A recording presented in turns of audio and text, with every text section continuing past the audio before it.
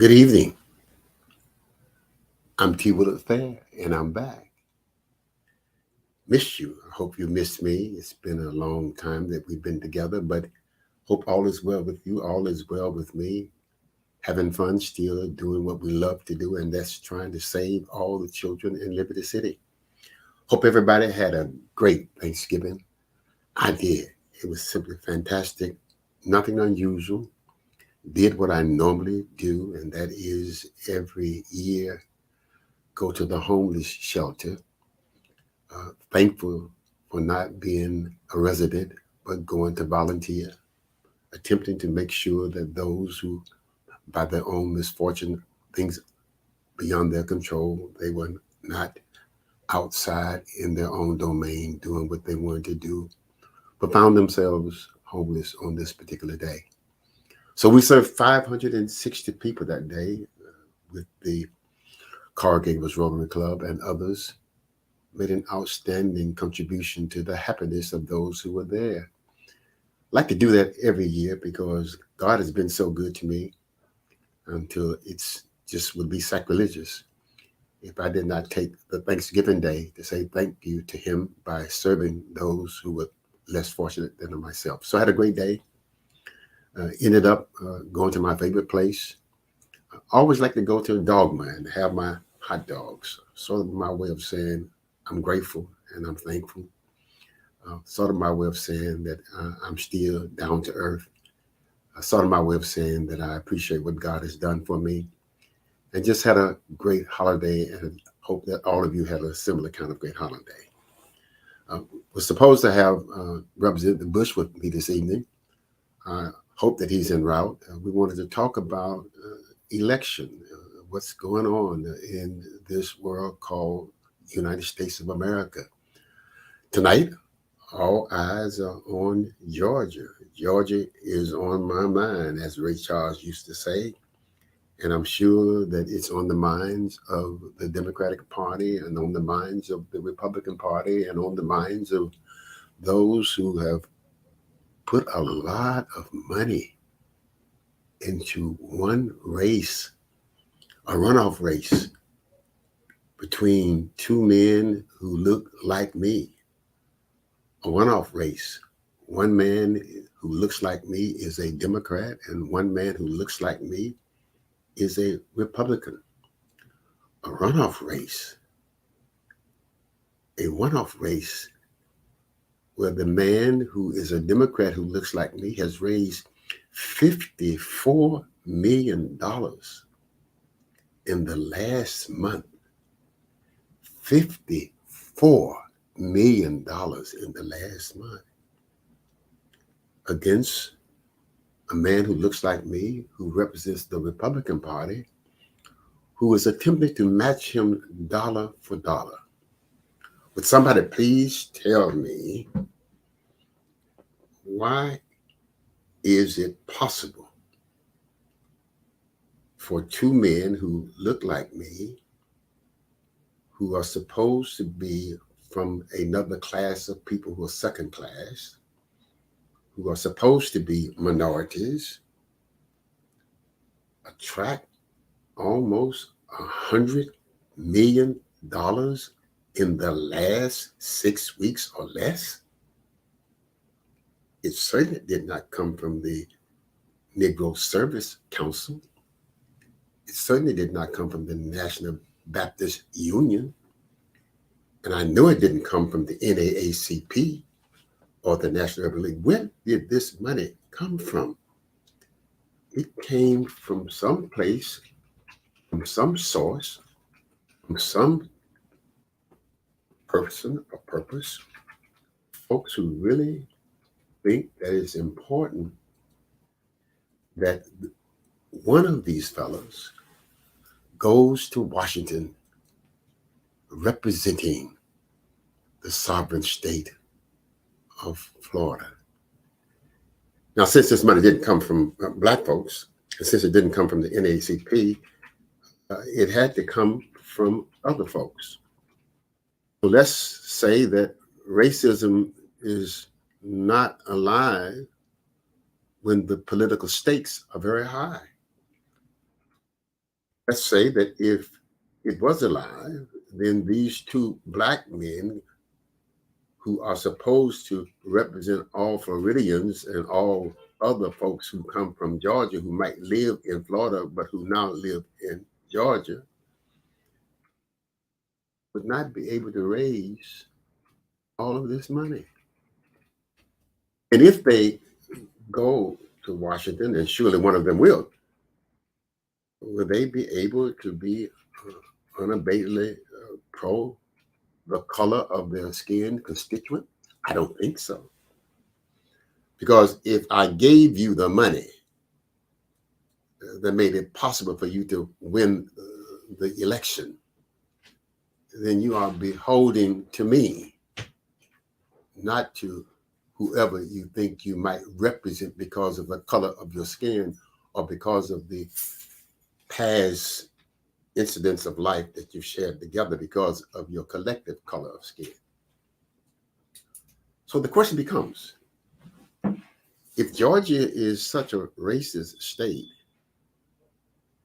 and two black men are running, why is it that the money that is being used to make one of them victorious not coming from the black community? And if it's not coming from the black community, to whom will the person finally elected be beholden to? Don't think they have too much power to do too many things on behalf of black Georgians. They may be able to do some window dressing, but certainly would not be able to do anything of significance as it relates to improving the quality of life of black Georgians. But I guess you're not supposed to do that as a senator, as a congressperson. You're simply supposed to do what you're supposed to do based on those who gave you the money that you needed in order to get elected. So all eyes are on Georgia, and we will wait and see who's going to be victorious. But I guarantee you that whoever wins, Democrat or Republican, either one of the gentlepersons will have to do what those who gave them all of the money to get elected tells them to do. That's just the body of politics.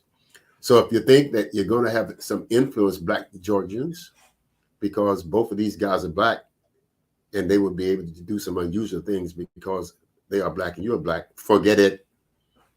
If what you want done is in conflict with those who gave them the money to become quote unquote successful in the electoral process, then it just ain't gonna work. All eyes are on Georgia, but trust me, nothing is going to be different at the end of the day. A black person will be elected, but white folks will still be in charge. Now, I know that sounds racist, and it really is, because that's what we're dealing with. They would not have been able to raise all of this money if they were not able to convince those who gave the money that they were going to do what they wanted them to do. So all eyes are on Georgia, but my eyes now are on my good friend, Representative Bush. My friend, welcome here. Yes, sir. Good to see you. It's always How you been? Man, it's always a pleasure. Whenever you call, certainly I must answer. And I'm just honored to be have been asked to come back once again to share with the audience. And it's always a pleasure. Well, I just want you to join with me tonight, and I want to start a new strong party of independence. I just want us to understand that coming out of this election process, the Democrats are going to be in charge and the Republicans are going to be in charge. There was a blue wave and a red wave. Let's start a black wave. Let's see if we can convince black folks to understand the importance of us being independent and therefore making ourselves attractive to both parties. I'm going to be recruiting. I'm asking all black folks who used to be Democrats that it'll all be obvious to you now that you have wasted your time. Nothing has changed at all. And the way the Democratic Party treated my friend, we're going to talk about that. I don't see how any black person, including him, would remain loyal to folks who are disloyal to them. So I'm calling on you. I'm recruiting everybody in my family. Switch parties. If you're a Democrat, switch parties. See, I got my hat. This is my Barack Obama hat. It's my Barack Obama hat right there. All right. This is my Donald Trump hat right here. Which means then I have conducted myself in a fashion that makes me attractive to both parties. Nobody can take me for granted. I'm independent. I would do what I want to do when I want to do to whom I want to do it to, and I don't care whether they like it or not because I'm independent.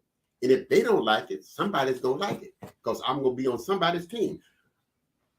Bush, you ought to be a prime candidate to become an independent. The way the Democratic Party treated you, I mean, they jumped on you, kicked you out of office, put a person in charge to go to Tallahassee at a time when DeSantis and all of the Republicans are in charge, don't know where the bathroom is.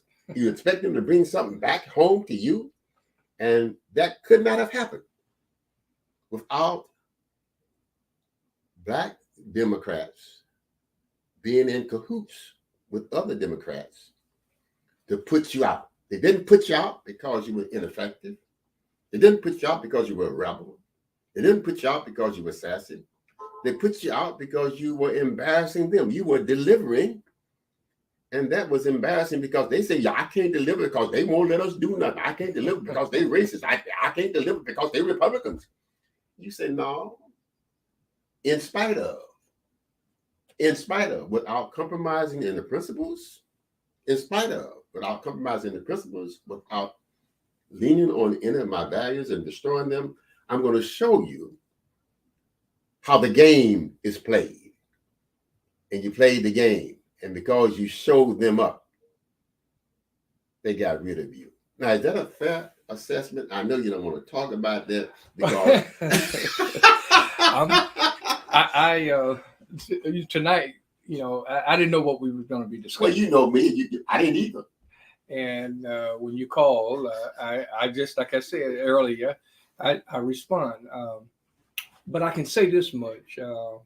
There's no question in my mind that the Democratic Party, for the most part, has a way of somewhat giving misinformation to Democratic voters during election time.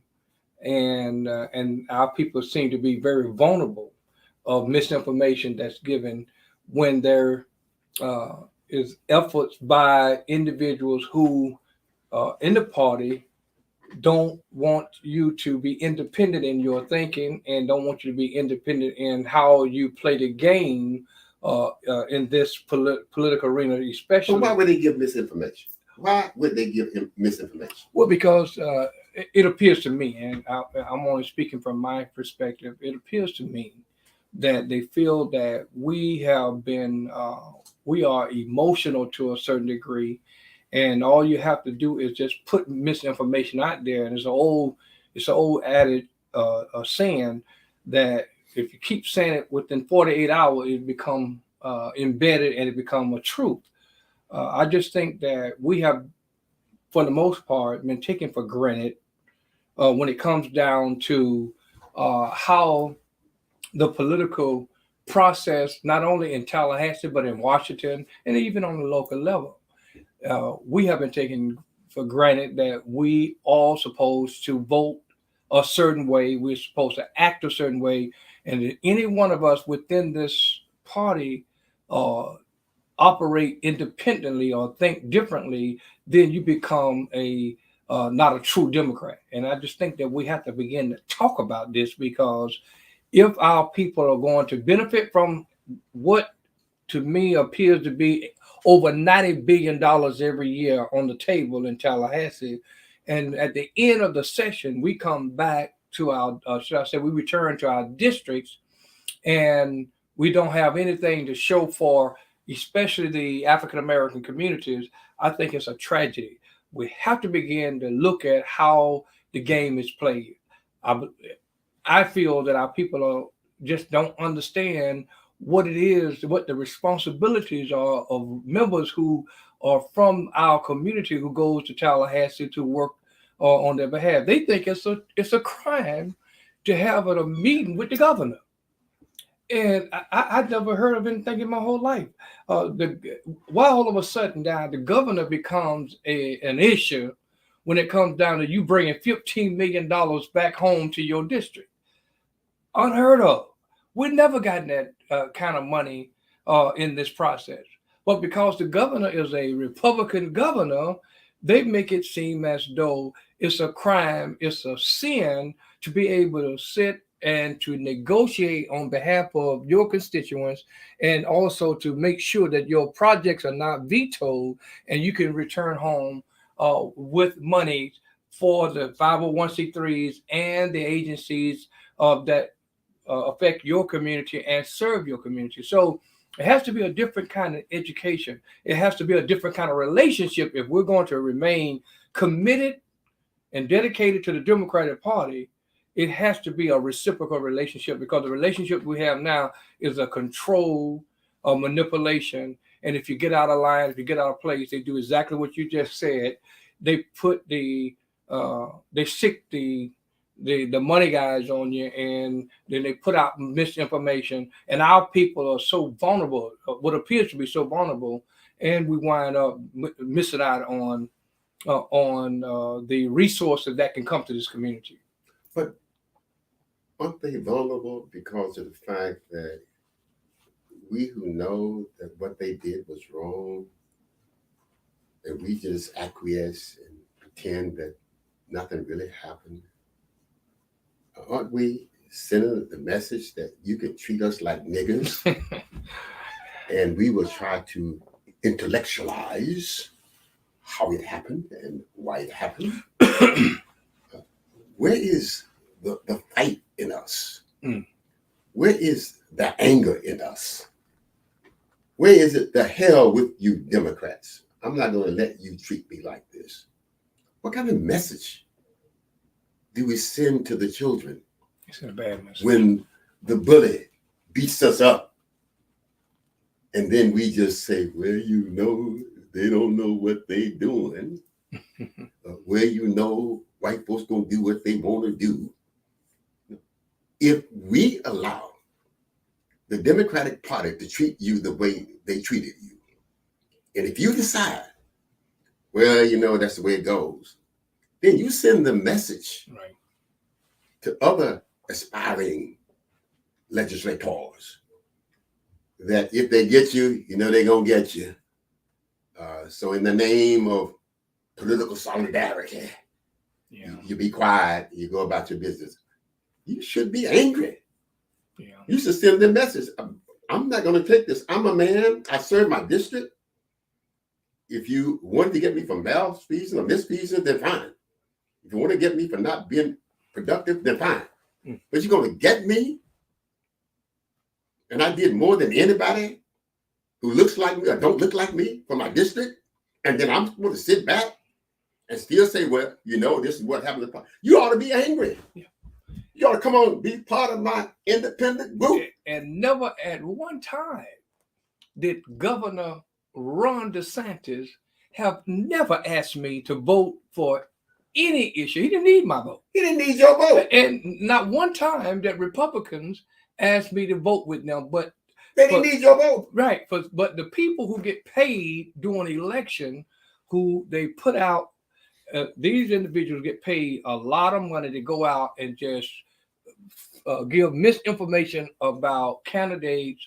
And I think we need to come up with a law to say that no money exchange, no one can make money during election time. I think we really need to look at this, because they get paid to go out and just give misinformation.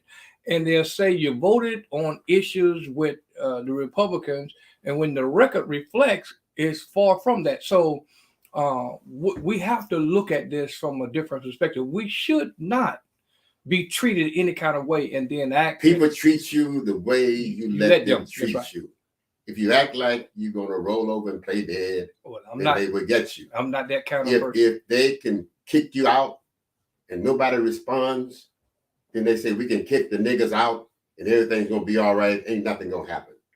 Now, when I came to town some 60 years ago, Charles Hadley Yes, sir. used to pimp all the black folks. I called him out. I'm not gonna let somebody use the manipulation of my community selfishly. I'm not gonna let you run Operation Big Vote, get all the black folks registered to vote, and then sell all the black votes to the candidate. And I know about that. And I'm going to be quiet. And I'm going to call myself a responsible black leader. Not me. Not me. Willie Sims, God bless his soul, called him out. You know, when I see black folks in my community who are not doing what they say they're going to do on our behalf, then fine. Now, if you say, I'm just a black person, I'm doing my own thing selfishly, do your thing. But when you broadcast and present yourself as a person who is concerned about all of us, then I expect your behavior to exhibit the fact that you are for all of us. And when you don't, then those of us who know that you didn't have to call you out. And those black preachers who endorse you, who stood with you, who came to your fundraisers, knew that you were treated unfairly, and they should be preaching every Sunday that the Democratic Party is not fair to us. I don't care what party you belong to. That's your choice. But I do think that any party that you belong to ought to respect you. And when they disrespect you, you ought to say, well, you know, that's the way they do. Well, you know, the Cubans in charge. Well, you know, that's crazy. Not going to send the message to the children that we're concerned about, that you have to acquiesce to behavior that's inappropriate and detrimental to your future, simply because of the fact that folks will not understand or behave the way you want them to behave based on what you believe. So I'm trying to recruit you. Leave the party. Let's start this independent party that's become outspoken about this whole mess. You are in the catbird seat. You are in the catbird seat. And if you allow them to do what you and I know that they did to you, and your reaction is, well, I'm going to go on. No. Be angry. Then take that anger and channel it into a way that it helps the future. We are in 2022. DeSantis is the governor. Florida is the 12th largest economy in the world. We're the 4th largest state in the United States. The 4th largest state in the United States. Our governor is so powerful that he is being considered for the 2024 presidential candidacy. Our mayor of the city of Miami is so powerful that they're thinking about he ought to run. You are so powerful that they got rid of you. And then you're going to let them win by trying to figure out a way that you can get back into the Democratic Party. You ought to show them that you understand what the game is and that you're going to play the game in the best interest of your constituency, and that they took you down, but they didn't take you out. They didn't take you out, and that you got another strategy. You are attractive to other people. Free yourself, son. Free yourself. Well, you know, it is worth talking about this, you know. You can make it happen. Stop talking. You can make it happen. You, James Bush, you have demonstrated that you understand the process. I'm sending a neophyte up there who don't know where the ladies' bathroom is. And I expect her to bring something home. Yeah. And what is so amazing about this whole thing is that you have a sitting senator uh, within the Democratic Party. What's the name? Uh, I really don't want to give. What's the president's name? Right now. Senator Pizzo. Senator Pizzo. Is that what a P? I really don't want to get. Don't like to give no attention, but you have a person with money who can come to a black community and win a black seat. Didn't bring nothing back to this district. Put legislation in place to have young black boys arrested if they have a BB gun or a water gun or any kind of gun on Facebook, but exclude those kids that are in rural areas, and the kind of legislation that would put our young black boys and grandsons in harm's way. Did you call him out? Oh yeah. You called him out?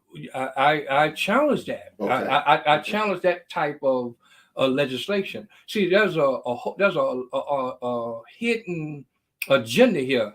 Is it the party doesn't? Yeah. Oh, a Democrat did this with money and has influenced many of our leaders because of the money that is being allegedly infiltrated into our community.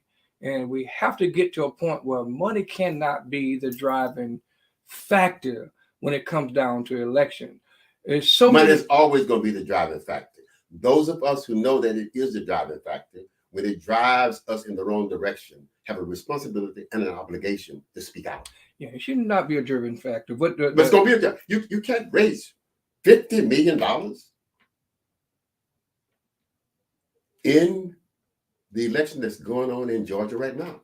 Over $100 million has been raised. Wow. In the last 30 days. $100 million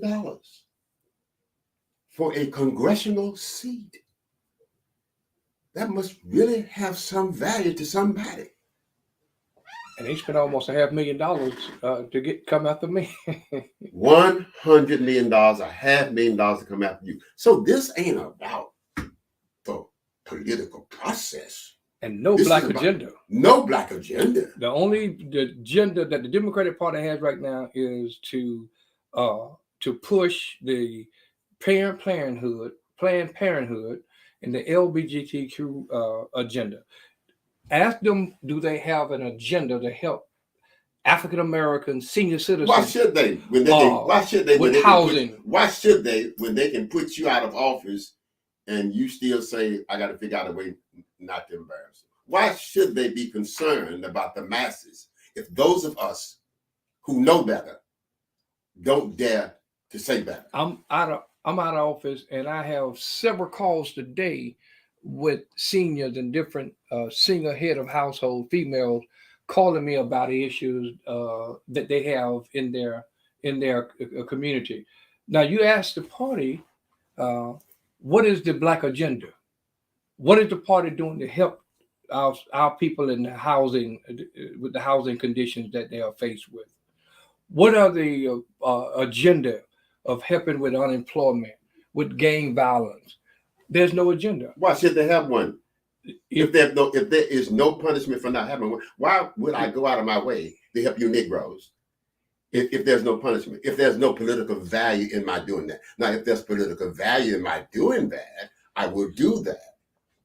But if you believe, you take a position that you don't believe in certain things, I should have the right to say that I don't believe in X, Y, Z. And that right and that belief should be respected. But why should it be respected? But if you don't, why should I respect your belief if what you believe becomes contagious and therefore detrimental to me? Why should I do that? And why should I respect your belief when you don't respect the danger that's associated with your articulating your belief? Why would we expect white folks and other folks to be concerned about us when we're not willing to die for ourselves? Why do we keep apologizing and making up excuses for what other folks won't do for us, and never talk about what we do to us. Yeah. What?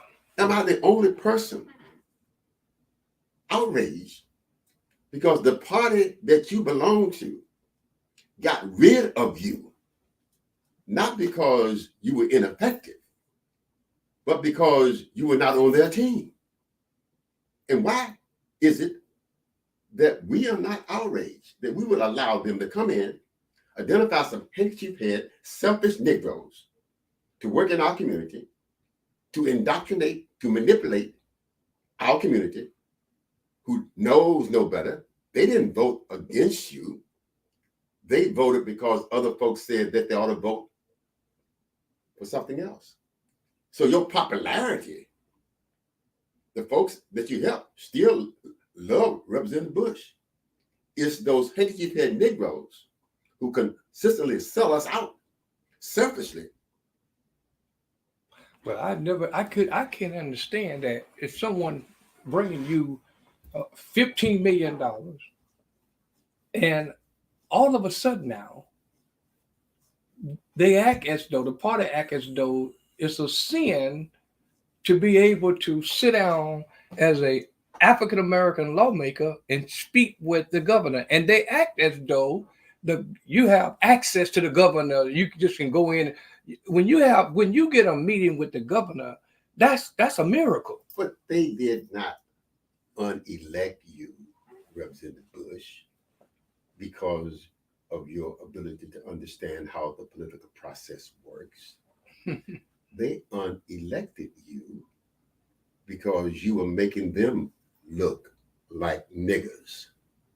They unelected you because you dared to understand how the game was played and played the game selfishly in the best interest of your constituency. And in so doing, you were an embarrassment to those other handkerchief head Negroes who were there, and certainly a threat to the white controlled Democratic Party, which said that if we allow this Negro to behave this way and it becomes contagious, That's right, that we no longer have a body of folks that we can manipulate every election by giving them some pork chops. that's a good assessment. You on it. That's it. No. So they had to get rid of you, they meaning the handkerchief head Negroes, because you dared to step outside of the role that everybody expects you to play. See, if you go to Tallahassee as a Democrat and you've labeled all other folks, Republicans who are racist, then you built in a ready excuse for not being effective. Or I really can't do nothing because the Republicans are in charge. Or I really can't do nothing because of institutionalized racism. You know they won't let us do anything. So you began to show up upstage those Negroes. And I've heard that for many, many years, Mr. Ferris. Well, you keep telling me you hear it, but now you're trying to still suck up to this old Democratic Party. Yeah. Let's start a revolution. Well, but I've heard it. But the first 4 years. Now it's all right. They'll go in and negotiate on your behalf, white Democrats, and come back and say, "Well, we tried, but you know how those." Nobody negotiates with James Bush better than James Bush. And you know that. But I had to learn that. Wait, well, okay, go ahead. It took me a little time. Don't worry, boy. We'll take care of it. We got you. And never did. Never brought any Never brought it back. None whatsoever. Because that was going to make you look good. As long as they kept you dependent on them. But you stayed in your place. Right. I stayed in my boy. Absolutely. I stayed in my boy place. But the moment now, I said, all right, but you take back to your district millions of dollars for your projects, but my district suffers and we don't get anything. No, you can't get anything because they're racist. Oh, no. So it's already built in. So you can go back home and say, well, I tried, but the Republicans are in charge and they won't let us have anything. Man, I'm going to tell you something.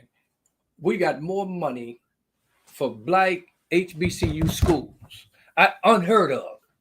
I am not. We know that you got the money. We know that you understood how to get the money. We know that why you got the money is why they got you unseated. So that's clear. We know that you understood the game. I remember we had this conversation Yes, years sir. ago, and I told you you can go up there acting colored if you want to. I remember. You remember that? Yes, sir. Okay. I said, but if you want to bring something home, learn the political process. Don't compromise in the values. And Don't fracture in the principles. Be a man of your word. you said that. Have dignity. Yes, sir. Have respect. Democrats or Republicans or independents will like you.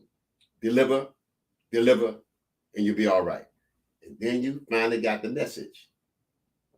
And I learned how to go myself and sit down and negotiate.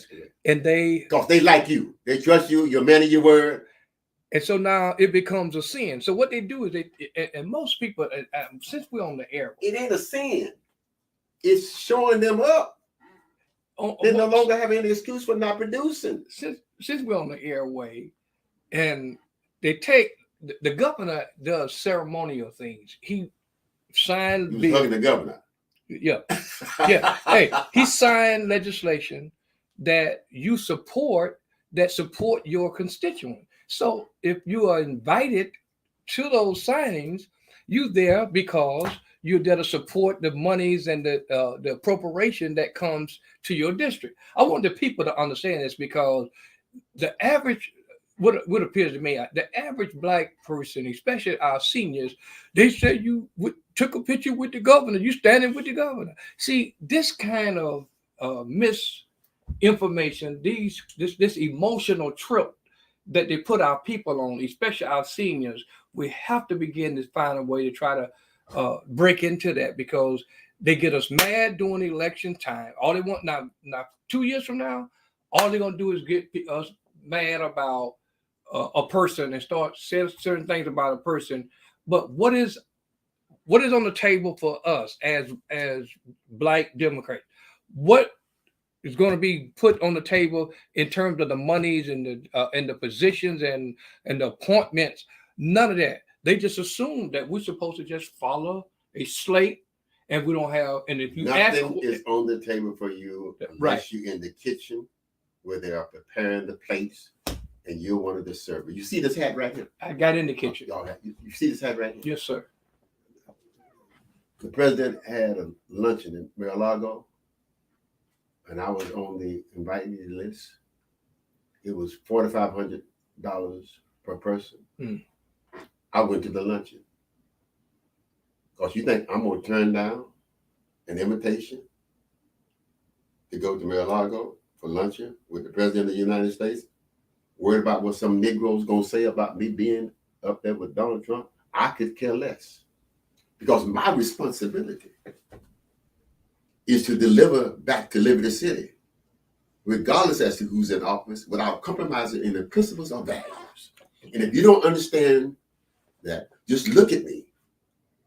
And I bet you more of me gonna rub off on Donald Trump than Donald Trump on me. I don't have the luxury of worrying about what you think about my behavior. As long as I know that my behavior and my judgment is in the best interest of advancing the cause of the urban league of Greater Miami. I would hope that you would understand it. I would hope that based on my track record, based on my history of being consistently concerned, that you would understand. But if you don't, I'm sorry. I'm going to the Mar-a-Lago. Governor DeSantis is the governor.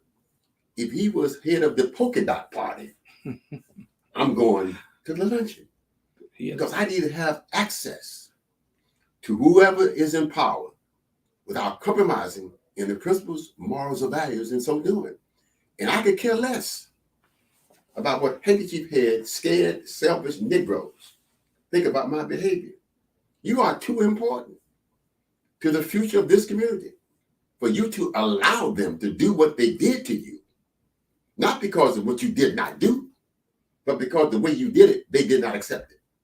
And for you to sit back and say, well, I'm gonna, I would tell those Negroes to go somewhere and jump in the river. And I would do what I have to do in order to make sure that I still deliver for my community. So I think you got an opportunity to become a force politically in this community. You don't need the Democratic Party. You need access to all parties. Hmm. And you've got value as an independent. You need value. We need to register Black folks. We need to tell Black folks that we just came out of election. Blue wave, red wave, black wave. Black wave. There was no issue. There's nothing that happened in this election that you can point to that says benefits directly or indirectly the improvement of the quality of life of Black folks. That's right. Zero. That's right. There are no advocates in the blue wave or the red wave on behalf of Black folks. Black folks got used, continue to get used, and those who refuse to be used get abused. That's right. And then y'all just fall over and say, well, you know, that's how it goes. That's what they're going to do. And now I'm going to figure it out. You ought to be starting a movement. There are a lot of us who are dissatisfied. And just think, if we were independents, free to act in a discriminating fashion in the best interests of our community, it makes us attractive to both of them parties. Because now both of them know nobody can take us for granted. Nobody can take us for granted. And then when we're independents, we can be smart enough. I'll send 5 over there and 6 over here and keep 5 over here. We don't have a political strategy. We need to create a black wave, red wave, blue wave, black wave, red wave, blue wave, black wave. I need you to help me to call out all of those dissatisfied Black folks who belong to both of these parties. Let's start our own movement. I'm telling you, people are ready. You think they are? I know they're ready. What indicator in terms of stats, voting records would indicate that? The indication is the fact that Black folks know that they've been screwed, misused, and abused. Yeah, I agree with you. They know that. I agree with you on They that. know that. They are looking for some place to land. They know that Al Sharpton and Mark Mariel and other charlatans are abusing them. You have a track record of being concerned. Nobody can accuse you of manipulating them selfishly. And certainly, I know nobody can accuse me of that. How do you break through almost 60 years of indoctrination? I used to be poor. I'm rich now. Okay, it ain't breaking through. It's deciding that you're going to knock it down. But you got to have that excitement and energy. Ain't I excited? Ain't I excited? You don't think you're not going to excite folks? Yes, sir. All right. I mean, ain't I excited? Yeah. No, we better not do this because they might get us. Aren't we prepared to say, come and get us? Are we prepared to lead the line? Okay. What made the demonstrations powerful was who was in the front of the line. All right. Who was in front of the line? In every march, Martin was in the front of the line. He wasn't back in the back, hiding. Martin was in the front of the line. Malcolm was in the front of the line. Angela Davis was in the front of the line. John Lewis was in the front of the line. Julia Bond was in the front of the line. James Bush and T. Willard ought to be in the front of the line. When folks know that those who are in front of the line have more to lose than those who are in the back of the line, and the people in the back of the line get courageous. Well, it's very attractive. Like I said, I didn't know what our discussion would be tonight, but you certainly we have to begin to do. How y'all gonna just later? I mean, how you gonna let them folks, them Negroes, just knock you down, and then you still gonna be intellectually apologizing and understanding? How you gonna let them do that? What kind of message did I send to the other white folks? You can treat niggas any kind of way, and it don't matter. They don't get mad. They just go on and say, well, you know, they shouldn't have done that. No. And we start not with those folks. I ain't worried about them. It's the handkerchief head Negroes inside of my community who double crossed you. They couldn't pull that off without the assistance and the endorsement of folks who look like us. And as long as we protect them and embrace them, and in the name of ethnic solidarity, be quiet about them, then I don't blame them. If you want to be treated bad by a racist, boy, you ain't never been treated as bad as a jealous Negro would treat you. Because that's what it was all about. You were showing them up. You were getting them places that they wish they could get in, but they were not prepared to take the risk of being ostracized by going in. They wanted to go in. They said, man, you know, go back home. They're going to say, I'm sold out up there with them Republicans taking pictures with the governor and what have you. I don't care. When the governor came down and signed his critical race theory, he was out in Hialeah. I went out there, me and 3,000 Cubans. And I tried to get on television. I want everybody to know. Not Liberty City. I wanted Hialeah to know that I cared enough and dared enough to be out there. Then I came back home and wrote me a big check. And then I got invited to Orlando to the meeting. Woo! Yeah, but because this is a instrument, social media is an instrument to reach a great mass of people. I just need the people to understand that you can't be controlled by this whole Democrat-Republican joggling. That it is a sin to be able to sit down at the table and negotiate with the leaders that are in control. Well, you've been controlled by. How you gonna say this to my audience? And you've been controlled by. How you gonna let them folks treat you the way they treated you, and then send the message where you know they're gonna do it anyway? How dare you, knowing what they did to you was selfish, knowing that what they did to you, they did to a larger community, knowing that they cut off resources that you were bringing back home in the name of protecting themselves.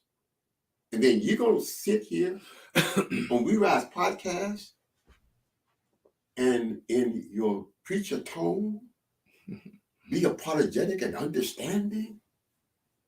Where's the anger? Where's the disgust? Am I the only one upset about what they did to you? Because when they did it to you, it sends the message that if I don't get upset, they can come and do it to me. If we allow them to punish all Black leaders who dare to be independent thinkers, who dare to try to deliver back to their community, if we allow them to punish you, then it sends the message to all other future Black leaders. Man, don't do nothing because you know what they did to Bush. Man, don't bring nothing back because you know what they did to Bush. Don't stand with this. Man, don't stand with the other party because you know what they did to Bush. Where's that brother now? I ain't heard nothing from him. Where's that brother now? You ought to use this fly. I want to invite you on my talk show. Anytime. I'd like for you to come and be a guest on. Well, you've there before. Voices of the Past and Present. I'd like for you to be my guest. If we're going to begin to talk about, yeah, we got to talk about it. I mean, we cannot allow a 21st century lynching to take place and we just go about business as usual, as if nothing happened. If you had been ineffective, I'd be the first one to say, get rid of that Negro. If you had been dishonest, if you had violated some principles and values that I hold dear to my heart, I wouldn't have you on my talk show. Okay. Yes, But sir. you did none of that. But your silence needs to become louder so that the message is sent to those handkerchief-head Negroes and that white male Democratic control party that you don't control us.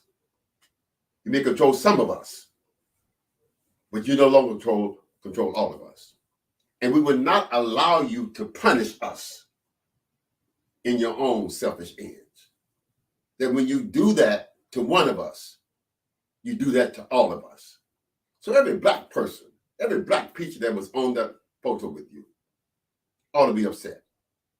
Every black person who knows those handkerchief-head Negroes who sided with those white Democrat males to get rid of you, we ought to tar and feather them and march them down 7th Avenue at 5 o'clock in the evening when the traffic is coming from the Miami River heading to Broward County.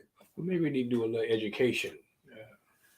Well, I guess it must be the fact that I'm 83 and I'm an old colored man who has been educated, miseducated, educated, and miseducated again.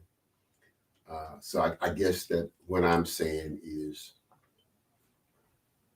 too risky for some to understand. But I say to folks that I spend more time with me than I spend with anybody else. And I have to be true to what I feel, not what you feel about me. And what I say is what I believe. I believe. Yes, sir. You know, it's not for theater, because I will say the same thing tomorrow, on camera or off camera. I think I've been consistent in the last 60 years. Nobody say, who is that? They people would say, I know. Well, I think if you have followed me, then what you see is what you get. Well, it's something I'll get. Definitely, I'm going to sit down and talk with you. But let me ask you this: how do you break through? I think I asked that question earlier of indoctrination of people just believe that if you don't vote for a slate of people of a Democratic Party, whether that those persons on that slate have worked against your community, you have been indoctrinated and trained to just vote down a slate all Democrats. How do you get through people who've been conditioned? Cannot be indoctrinated without the cooperation of those who have been indoctrinated. So when those of us who know that Charles Hadley is crazy dare to say that he's crazy, then folks say, yeah, he is crazy. I was just waiting for somebody to say that he was crazy. And then somebody said it, that he is crazy, and they are now alive the next day. I'm going to say he's crazy too. So people would not take risks when they know that death might be at the other end.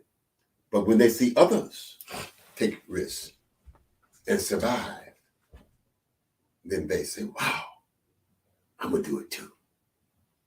So folks are waiting for you to be angry, to be disgusted, to tell the true story. How dare them? If you were ineffective, if you were dishonest, if you were immoral, if you were something that I could wrap my arms around and say, yeah, they should have put him out. None of that exists. They put you out because you weren't productive. And being productive sent the wrong message because you were not supposed to be productive. And since you're not productive, then it must be because of racism. You shattered all of those myths. We cannot allow you to live. We must kill you. And then the goodness of your heart, the God that you serve, says to you that you now must, in a very theological fashion, forgive, forget, and move on? I don't think so. I think you had this experience that allows you now to free others so that nobody else has this experience. I think that if you decide that, well, I'm going to try to figure it out, no, they've kicked you out. Why would you still want to be a Democrat? They've kicked you out. And now you're trying to figure out how I'm going to get back in the party. They've already said, Negro, we don't need you. You too sassy. You won't behave. And now you still go, I'm going to try to work with y'all. They don't want you to work with y'all because what you want to work, you want to be productive. They just want you to be present. You want to bring something back home. You just want to say, I went to Tallahassee. You want to say, I couldn't bring nothing back home because they wouldn't let me. You know the Republicans are in charge. You're the only black person in this state that could deliver something back home out of this Republican majority. You're the only one. You know anybody else? I don't know anybody else. And I think I know all of them in the state. You're the only one. Because, as we said earlier, you understood what the game was. You played the game successfully without sacrificing any principles. You delivered in spite of, if not because of. You showed up other colored folks who kept saying, we can't do nothing because you know it's the Republicans. They use emotions 1 minute to say that it should not have happened. So I want you to join with me and let's start a campaign of independence. Bush and fair. Independence. And we'll play the game the way the game ought to be played. My brother, you with me? Yes, sir. I'll come on your show. We'll talk more about it. Yes, sir. I'd like for you to be on my show on the second Thursday of next month. Yeah. WMBM 1490 AM radio. Got it. Dial.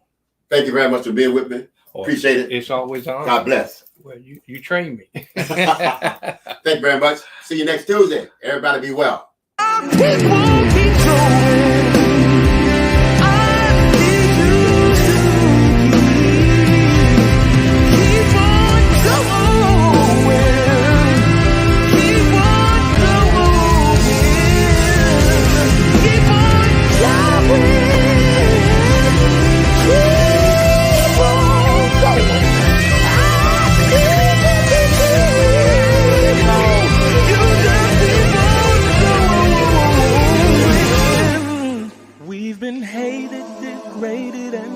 About most of our lives, but we've made it still standing 'cause they can't destroy what's inside.